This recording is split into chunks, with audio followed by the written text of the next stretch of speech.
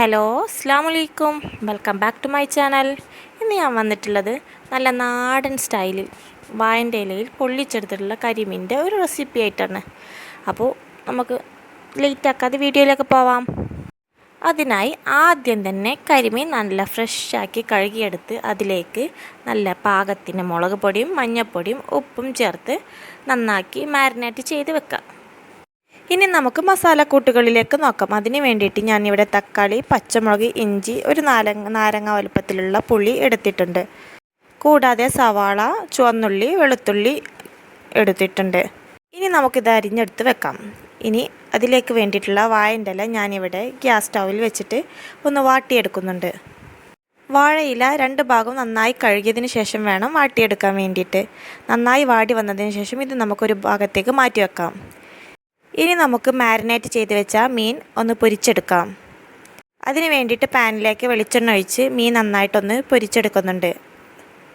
മീൻ പൊരിച്ചെടുത്ത് മാറ്റി വെച്ചതിന് ശേഷം ഇനി നമുക്കതിലേക്കുള്ള മസാലക്കൂട്ടുകൾ തയ്യാറാക്കാം. അത്യാവശ്യം നല്ലോണം മസാലയിലാണ് ഞാൻ ഈ മീൻ പൊള്ളിച്ചെടുക്കുന്നത്. അതിന് വേണ്ടിയിട്ട് കരിമീൻ ഫ്രൈ ചെയ്ത വെളിച്ചെണ്ണയിൽ തന്നെയാണ് ഞാനിവിടെ മസാലകൾ വഴറ്റിയെടുക്കുന്നത്. ചൂടായ എണ്ണയിലേക്ക് ആദ്യം തന്നെ നമുക്ക് കറിവേപ്പില ഇട്ട് കൊടുക്കാം. അത്യാവശ്യം വലിയ കരിമീൻ ആയതുകൊണ്ടാണ് ഞാൻ ഇത്ര വലിയ സൈസിലുള്ള പാൻ എടുത്തിട്ടുള്ളത്. അതുപോലെ തന്നെ ഈ ഒരു റെസിപ്പി നിങ്ങൾക്ക് ഏതൊരു മീനിലും ട്രൈ ചെയ്യാവുന്നതാണ്. കൂടാതെ എന്നും പറയുന്നത് പോലെ എൻ്റെ വീഡിയോ ഇഷ്ടമായിട്ടുണ്ടെങ്കിൽ ലൈക്ക് ചെയ്യാനും ഷെയർ ചെയ്യാനും കമൻറ്റ് ചെയ്യാനും മറക്കരുത്. എൻ്റെ ചാനൽ ആദ്യമായിട്ട് കാണുന്നവരാണെങ്കിൽ സബ്സ്ക്രൈബ് ബട്ടൺ പ്രസ് ചെയ്യാൻ മറക്കരുത്.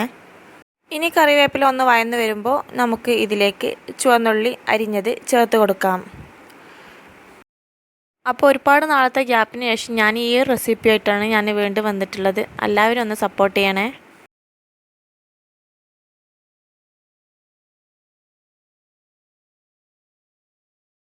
ചുവന്നുള്ളി നന്നായി മൂത്ത് വന്നതിന് ശേഷം ഇനി നമുക്ക് അരിഞ്ഞു വെച്ചിട്ടുള്ള ഇഞ്ചി വെളുത്തുള്ളി ചേർത്ത് കൊടുക്കാം.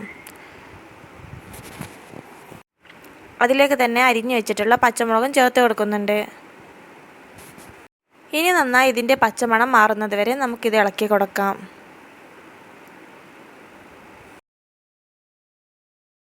ഇതിൻ്റെ എല്ലാം പച്ചമണം മാറിയതിന് ശേഷം ഇനി നമുക്ക് അരിഞ്ഞു വെച്ച് സവാള ചേർത്ത് കൊടുക്കാം. ഞാനിവിടെ അത്യാവശ്യം മസാലയിൽ മീൻ പൊള്ളിക്കുന്നതുകൊണ്ടാണ് ഇത്രത്തോളം ക്വാണ്ടിറ്റി എടുത്തിട്ടുള്ളത്. നിങ്ങൾക്ക് വേണമെങ്കിൽ ഇത് കൂട്ടുകയോ കുറയ്ക്കുകയോ ചെയ്യാം. ഇനി സവാള നന്നായി വഴന്ന് വരുന്നവരെ നമുക്കിത് ഇളക്കി കൊടുക്കാം.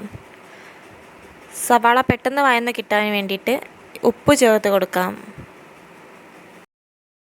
ഈ ഒരു റെസിപ്പി നിങ്ങളെല്ലാവരും വീട്ടിലൊന്ന് ട്രൈ ചെയ്ത് നോക്കണം. കാരണം ഒരു മസ്റ്റ് ട്രൈ ഐറ്റം തന്നെയാണ്.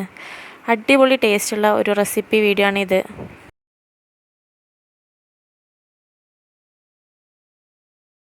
അതിന് വേണ്ടിയിട്ട് 1.5 സ്പൂൺ മഞ്ഞൾപ്പൊടി, 3/4 സ്പൂണോളം മുളക് പൊടി ഞാനിവിടെ ചേർത്ത് കൊടുക്കുന്നുണ്ട്. മുളക് പൊടി എല്ലാം നിങ്ങളുടെ എരിവിനനുസരിച്ച് വേണം ചേർത്ത് കൊടുക്കാൻ വേണ്ടിയിട്ട്. ഞാൻ ഈ ഒരു ക്വാണ്ടിറ്റിയിൽ ഉണ്ടാക്കുമ്പോഴുള്ള മസാലക്കൂട്ടുകളുടെ കണക്കാണ് ഞാനിവിടെ പറഞ്ഞിട്ടുള്ളത്. ഇത് നിങ്ങൾക്ക് മസാല കുറവാണെങ്കിൽ മഞ്ഞൾപ്പൊടി മുളക് പൊടിയൊക്കെ കുറച്ചെടുക്കാം. ഇനി അതിലേക്ക് 1/2 ടീസ്പൂണോളം മല്ലിപ്പൊടി ഞാനിവിടെ ചേർത്ത് വെക്കുന്നുണ്ട്. കൂട്ടത്തിൽ തന്നെ ഞാൻ 1 ടേബിൾ സ്പൂൺ കുരുമുളക് പൊടിയും ചേർത്ത് കൊടുക്കുന്നുണ്ട്.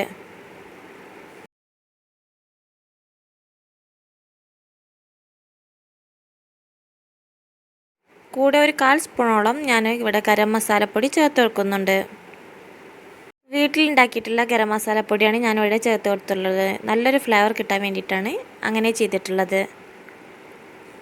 ഇനി മസാലപ്പൊടികളുടെ പച്ചമണം മാറുന്നതുവരെ നമുക്ക് നന്നാക്കി ഒന്ന് വഴറ്റി കൊടുക്കാം.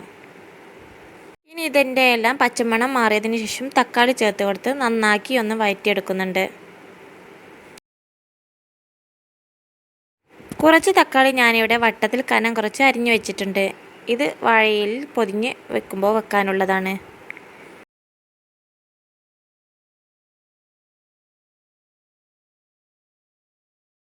ഇനി തക്കാളി ഇതിൽ മിക്സ് ആവുന്നത് വരെ നന്നായിട്ടൊന്ന് വഴറ്റി കൊടുക്കാം.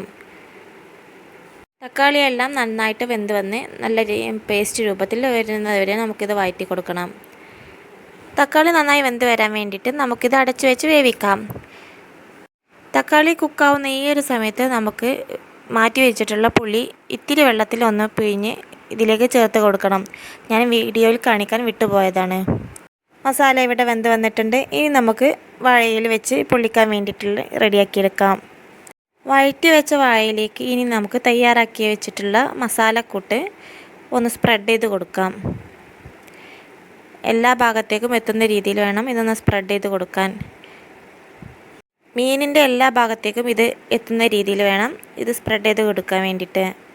ഇനി ഇതിൻ്റെ ടോപ്പിലായിട്ട് നമുക്ക് ഫ്രൈ ചെയ്ത് വെച്ചിട്ടുള്ള മീൻ വെച്ച് കൊടുക്കാം. ഇനി മീനിൻ്റെ ടോപ്പ് പോർഷനിലും നമുക്ക് തയ്യാറാക്കിയിട്ടുള്ള മസാല ചേർത്ത് കൊടുക്കാം.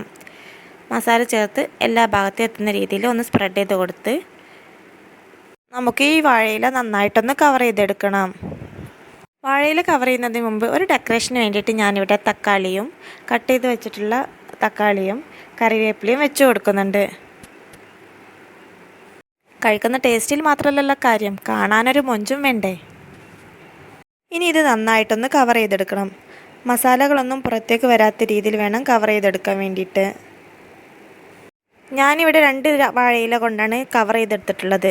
കവർ ചെയ്തിട്ടുള്ള വാഴയില ഞാൻ അതിൻ്റെ നാര് കൊണ്ട് തന്നെയാണ് ഇവിടെ ടൈ ചെയ്തെടുത്തിട്ടുള്ളത്. ഈ പാനിലേക്ക് വെളിച്ചെണ്ണ ഒഴിച്ച് ഇത് നന്നായിട്ട് തിരിച്ചും മറിച്ചിട്ട് ഒന്ന് പൊള്ളിച്ചെടുക്കുന്നുണ്ട്. ഇവിടെ നമുക്ക് പൊള്ളിച്ച് എടുത്തിട്ടുണ്ട്. ഈ റെസിപ്പി നിങ്ങളെല്ലാവരും ഒന്ന് ട്രൈ ചെയ്ത് നോക്കണം. ട്രൈ ചെയ്ത് നോക്കിയിട്ട് അതിൻ്റെ ഫീഡ്ബാക്ക് കമൻറ്റ് ബോക്സിൽ അറിയിക്കണേ.